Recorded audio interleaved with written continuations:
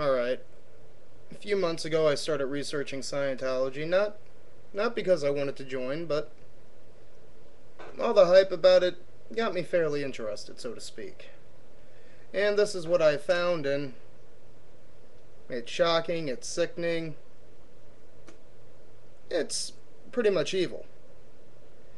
Now, this video is not promoting Scientology. If you're a Scientologist and you're watching this, you should probably turn this off now, because I'm going to offend you, and offending people is what I do best.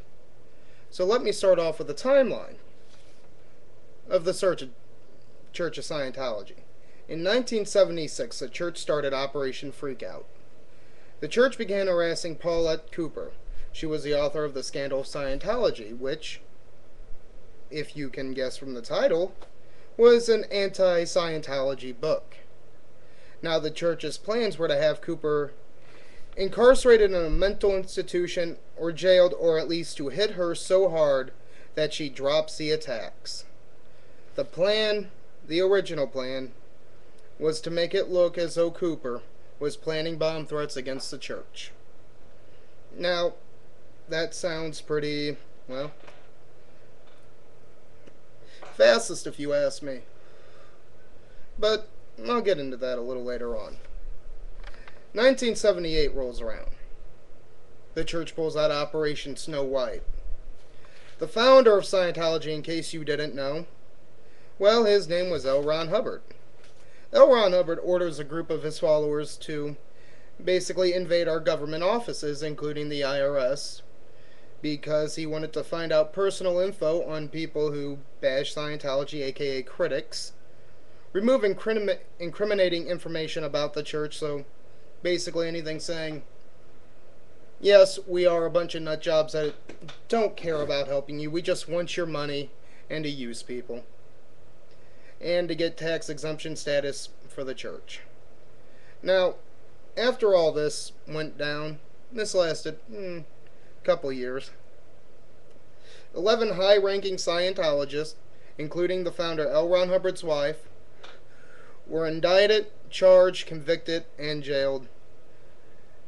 They had been breaking into the IRS for years, stealing documents, and tapping phones.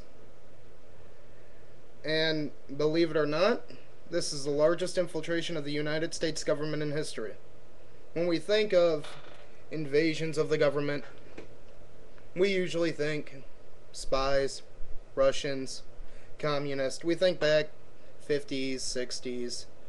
The comic books that the majority of people from my dad's generation, mom's generation, stories, movies, James Bond, was all thought around. But no, it was the Scientologist. Largest infiltration of our government ever.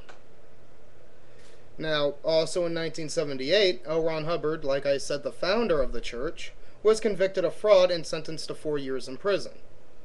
Now, instead of admitting guilt, going to jail, doing his time, he ran. He stole $200 million from the church, and he ran because he wasn't man enough to admit his crimes. And, well, as I hate to say it and use a cliche, what goes around comes around, he died in hiding. Now, the fair game policy is something interesting. According to Scientology's original policy letter, enemies of the church are fair game. So, basically, to Scientologists, anyone who speaks out against the church is like a deer caught in the headlights. And I quote, what the document said was, they may be deprived of property or injured by any means by any Scientologist without any discipline of the Scientologist. They may be tricked, sued, or lied to, or destroyed. Now, that also means they can kill us. So, let me tell you a story. There was a woman. Her name was Lisa McPherson. She joined the church in 1977. Now, before everything, she was just normal person. So, joins in 1977. The 80s rolls around. She's an active member in the church.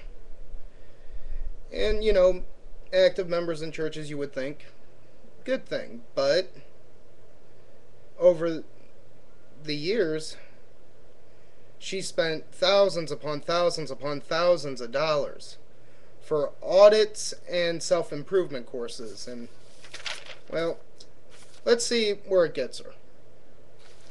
Lisa donates $75,275 to the church for services and another $55,000 as a donation.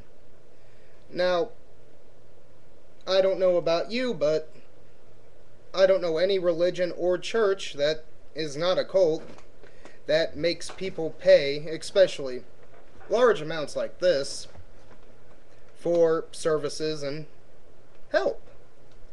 Now, that was in 1994. We fast forward a year. We're at November 18th, 1995. Lisa was in a minor traffic accident. She wasn't hurt, no one was hurt, in a little banged up car, but when the police arrived, she was walking around naked and mentally unstable. She was taken to a hospital as a precaution to see a psychiatrist. Well, very same day, a Scientologist appeared at the hospital and took her into her own care.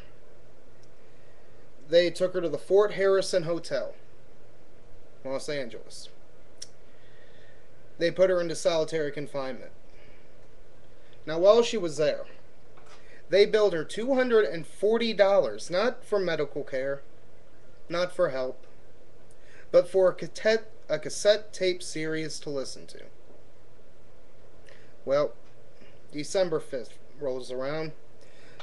17 days after being taken from the hospital, well, she was taken from her room at the hotel and put into the back of a van. Now, throughout the Los Angeles area, from the Fort Harrison Hotel, there's 5 hospitals within a 25-mile radius. Well, no. They drive to the one 40 minutes away, to the Columbia Newport Ritchie Hospital, since there was a Scientologist doctor on staff. Well, and here's what became of that. When she got there, she was pronounced DOA, or dead on arrival. Now, as the autopsy went underway, she was underweight, severely dehydrated, had bruises and bites from cockroaches. She really, literally had been left to die without any food or water and been left in deplorable conditions, which no human being should have to deal with. She spent between $50,000 and $100,000 on self-improvement courses and auditing 2 years before her mental breakdown. At the time of her death, she only had $151 left in her bank accounts. Now, the church was indicted in '98, but all the charges were dropped because of their legal team. And she's not the only person to have this done to her. There are tens of thousands of people who have been screwed over by the Church of Scientology. Any church that does this to people is not true, is not real, is a fraud. To the followers, you may believe in whatever it is you believe in, but to your leaders, they don't believe in what you believe. This is really all they believe in. Appetite, disposition, dispossessed from all the attractions, dancing bears of eroticism, self-absorbed. It said that greed is the root of all evil. In this case, it's more than true.